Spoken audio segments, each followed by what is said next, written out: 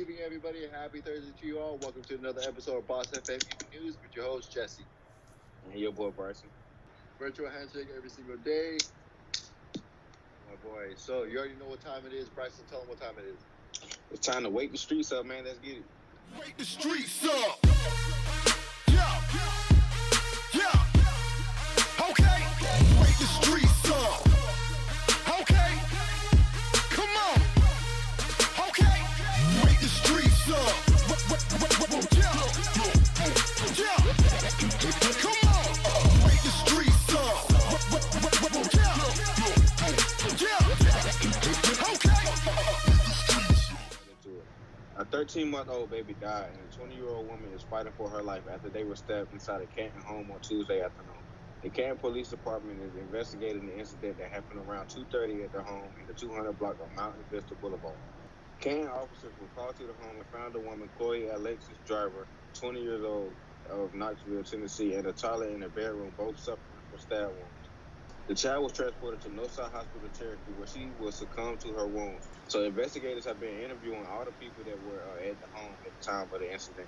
About 6 individuals were gathering at the home at the time of the incident, and Canton detectives are actively working the investigation. It is not known the relationship between the woman and the baby, but the investigation is still ongoing. As 90-year-old grandmother Margaret Keenan became the first person in the world to receive the COVID-19 jab following its clinical approval. At 6:31 a.m. early yesterday morning, Margaret, known to friends as Maggie, was given a life-saving jab by nurse Mae Parson at her local hospital in Coventry. Maggie is going to turn 91 next week, and as a former jewelry shop assistant who only retired 4 years ago, she has a daughter and son, 4 grandchildren who are looking forward to be able to go out again. Right? Margaret had a statement. She says, "I feel so privileged to be the first person vaccinated against COVID-19. It's the best early birthday present I could wish for because it means I can finally look forward to spending time with my family and friends in the new year after being on my own for most of the year." But moving on, Atlanta restaurants now have another option to keep people safe while eating out. Atlanta City Council passed an ordinance on Monday to allow restaurants to offer on-the-street dining. The move gives restaurants more space and it makes it easier to social distance. The cost of the pandemic has been felt across the industry. Restaurants, in particular, feel the strain. Atlanta City Councilmen unanimously agreed this week to allow restaurants to get the permit for on-the-street dining. On-the-street dining will be allowed at certain times on Thursday through Sunday. Restaurants will also have to get a permit before they are able to make these changes. The idea to expand outdoor seating while still maintaining social distancing, many agree is a good move, but many also agree that it's long overdue. Moving on in more entertainment news, Spider-Man 3 is set to release in 2021.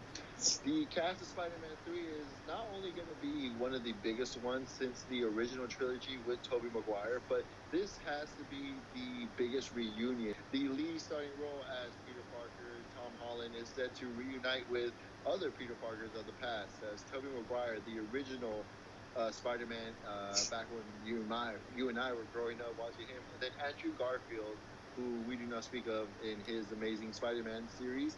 They are all set to all come together in this big conglomerate movie of Spider-Man 3. Not only that, but my celebrity crush, Kristen Dunst, the original Mary Jane Watson, is also set to make a return. Well, not only that, Dr. Octavius, who was playing in Spider-Man 2, with Tobey Maguire, Alfred Molina is set to reprise his role, along with Jamie Foxx, who was in the Amazing Spider-Man 2 series with Andrew Garfield. Everybody's supposed to come in this reunion, which I'm pretty sure is going to start focusing more on this multiverse dimension that we saw with the Miles Morales. All right, guys, you know what today is. Today is Extravagant Thursday.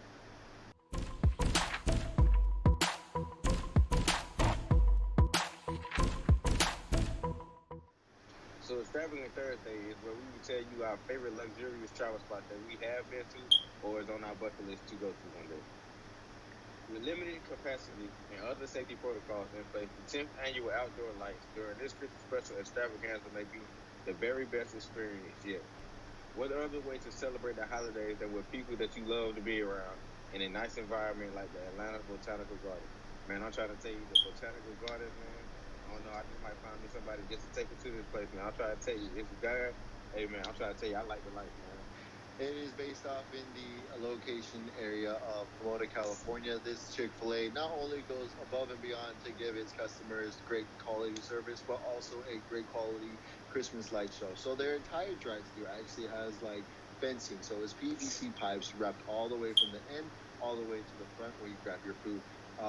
It is different color lights, different decorations. They have a bunch of snow globes outside, snowman outfit, it's very good. It's like really cool, and honestly, I wouldn't expect anything better from Chick-fil-A, even though they have overrated chicken, but I would still go to that place.